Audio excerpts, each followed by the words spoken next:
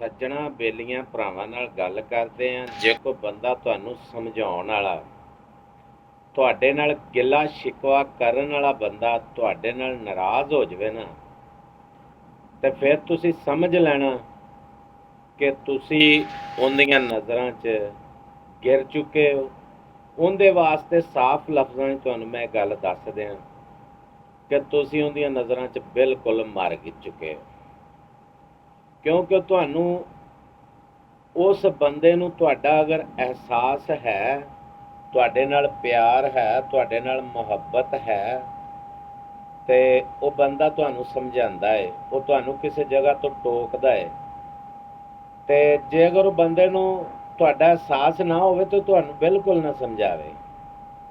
ਤੇ ਲਿਹਾਜ਼ਾ ਗੱਲ ਕਰਨ ਦਾ ਮਕਸਦ ਇਹ ਆ ਕਿ ਕੋਸ਼ਿਸ਼ ਕਰੋ, ਗੱਲ ਨੂੰ ਸਮਝਿਆ ਕਰੋ।